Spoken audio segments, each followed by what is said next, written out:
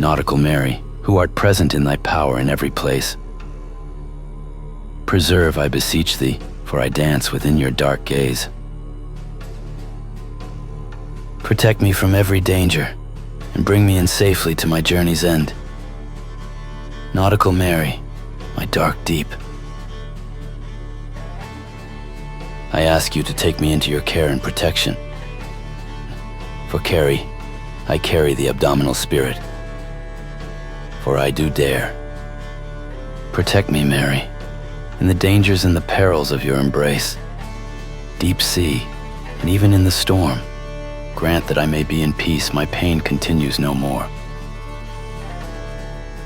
Nautical Mary, you wretched beast, my ruler over waves and sea, keep your hand over all I do.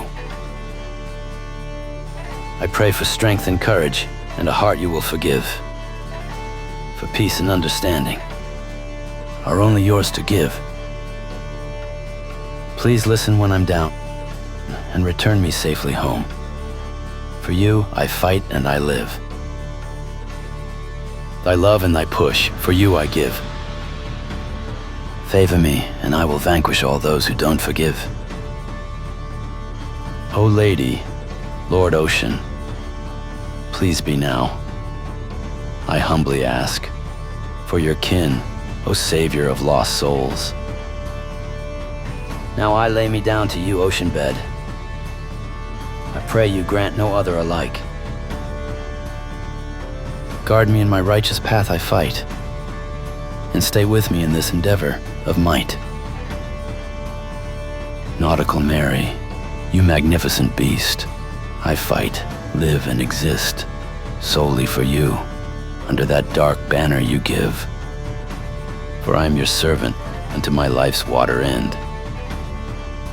Caleb Vance.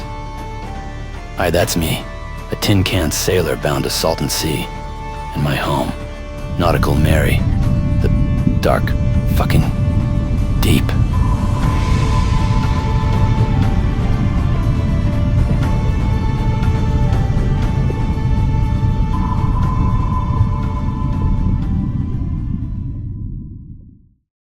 I slowly made my way back to my module, mentally and physically drained from the arrival of these unwanted guests. I was confident that my quarters would not be discovered considering the sheer vastness of the facility. The first thing I grabbed when I returned back was the comms, and as I dreaded, my calls went with no answer. Abandoned at the bottom of the Atlantic with Nazis, I couldn't dream this one up. But if I was gonna carry the weight, well, I was going to have to lock it down. Something we commercial divers master. For if you loose it in the deep, take in too much, take in too little mix, you're done. I needed to know exactly what I was dealing with. So I grabbed the tablet I had found, and for lack of better term, plunged in.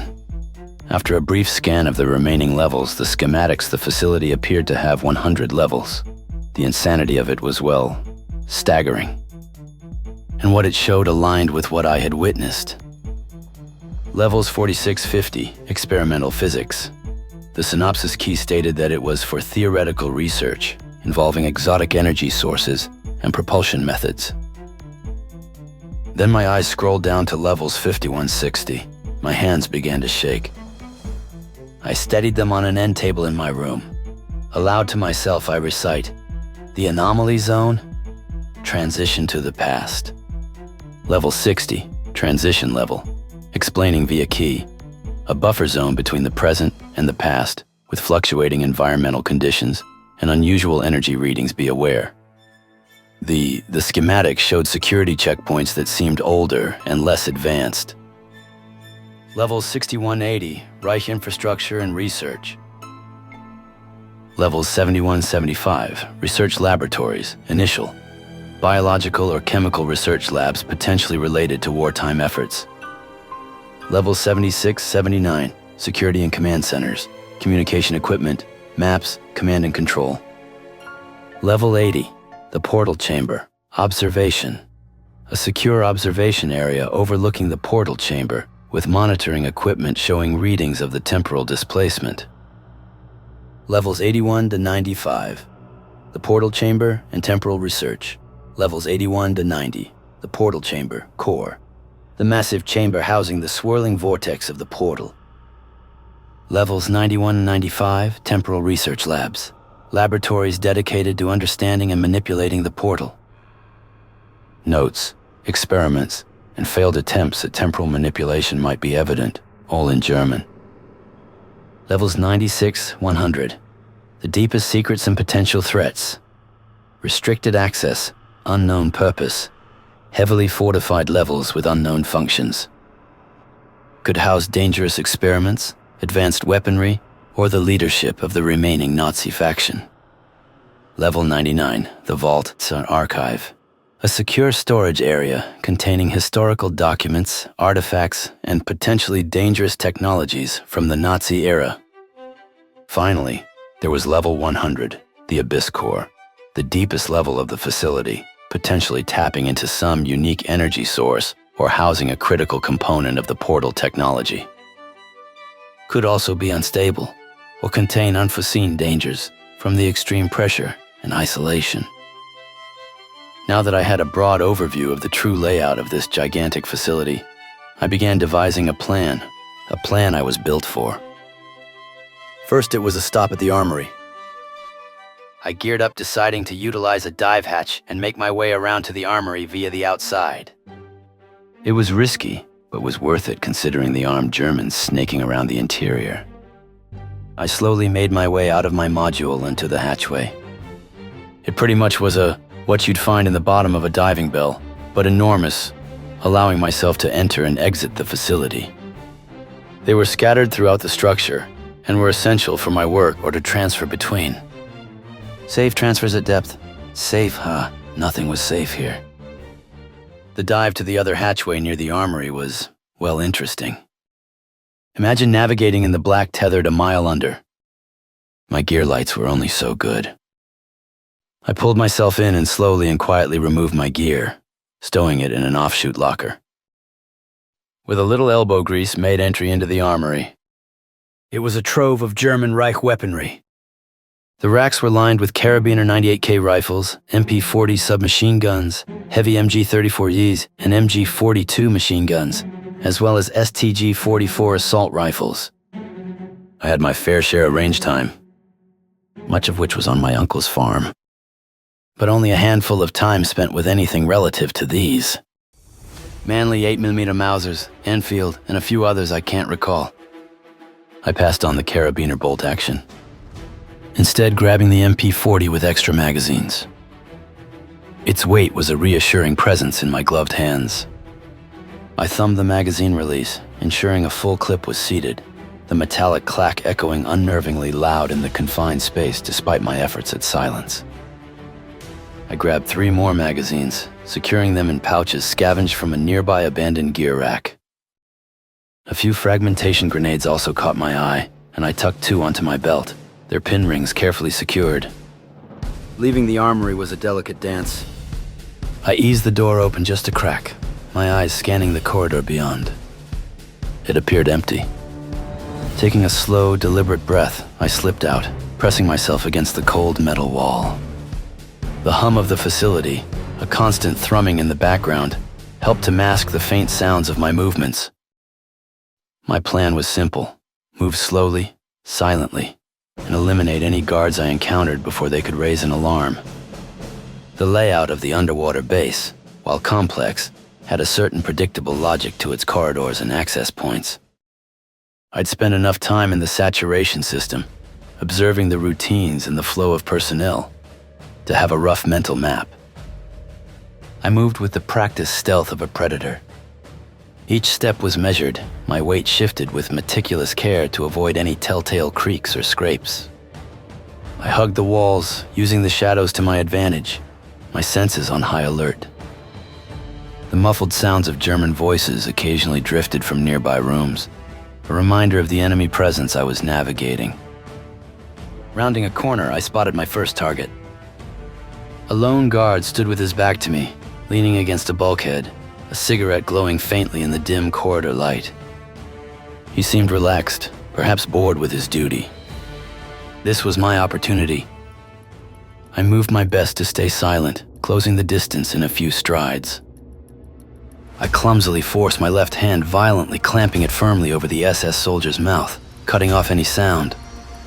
In my right, I took my diver's knife and brought up swiftly, stabbing and twisting between the second and third rib. A muffled thud, and he went limp. I lowered the body gently to the deck, my heart pounding in my ears. I can't say I'd killed a man before. They say you take a piece of them you carry forever. Thankfully, it's who I am. My job, to carry the weight. But I'd be lying to not say this duffel's sack of muffled creeps was getting heavier. One down. Many more to go. I quickly relieved the soldier's sidearm, a Walter P-38, and tucked it into my own makeshift belt. Extra was always a plus. I continued my infiltration, moving deeper into the facility. The silence I maintained was my greatest weapon. The unseen threat that would sow discord and fear amongst the German ranks, well, that was my hope. Each successful takedown would not only reduce their numbers, but also erode their confidence, making them paranoid and prone to mistakes. The panting within their ranks had begun, though they didn't yet know the source of their unease. I was a ghost in their machine, a silent menace moving through their underwater fortress. As I made my way through one of the various cargo bays, I came upon military Pelican cases. It was now clear to me that the Germans were planning on transporting modern-day weaponry to Well. The past, in the hopes it would seal their victory over Allied forces. Die Glocke, or the Bell, was a purported top-secret scientific technological device, wonder weapon, the Wunderwaffe supposedly developed in the 1940s in Nazi Germany. The rumor mill of this device persisted seemingly for decades after WW2. I first got wind of it while watching the History Channel one night. I had a thought on the roots of this portal they had developed. Years ago, I had watched a video on YouTube regarding the Bell that was supposedly engineered by Nazi scientists and was believed to be a glowing, rotating contraption rumored to have some kind of time travel capability. So this Die Glocke, as they called it, was bell-shaped, about 4 meters, 12 ft high, and 3 meters, 9 ft in diameter, and incorporated 2 high-speed, counter-rotating cylinders filled with a purplish, liquid metallic-looking substance that was supposed to be highly radioactive, codenamed Zerum 525. Many accounts claim that the scientists and technicians who worked on the Bell and who did not die of its effects were wiped out by the SS at the close of the war, and the device was moved to an unknown location. Supposedly, prisoners were exposed to radiation from Die Glocke, resulting in many deaths and health problems. Survivors of the prison camps were alleged to have reported witnessing tests of Die Glocke, reporting a bright bluish light from the object.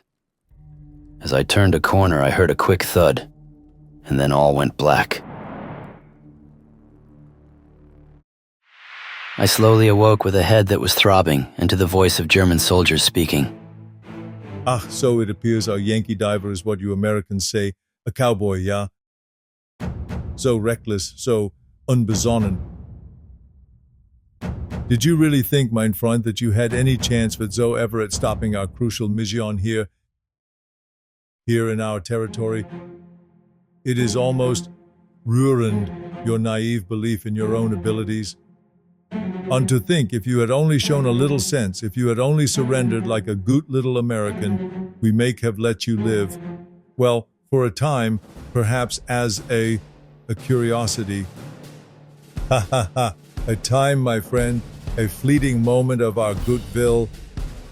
But now you are just another insignificant pest, a mere obstacle that, for the glorious Reich, must swiftly and decisively stamp out. Your bravery is admirable in a foolish way, but it will not save you. It will only make your end more definitive. 24 minutes, I stated, the numbers hanging in the tense air. The officer's brow furrowed. What? He demanded, his confusion palpable. 24 minutes and 37 seconds roughly, I repeated, my gaze unwavering. Budimir Shobat, well, his record, that's beyond. significantly beyond you all's time. I allowed a ghost of a smile to touch my lips. And Commandant, I continued, my voice taking on a sharper edge, I don't claim to be a Budimir Shobat, though I assure you I'm not far off. His eyes narrowed, suspicion replacing the initial bewilderment. What is this Yankee jabbering about? He spat, the insult laced with a growing unease. We haven't had the pleasure of a formal introduction, I said, my tone deceptively polite. Name's Caleb Vance.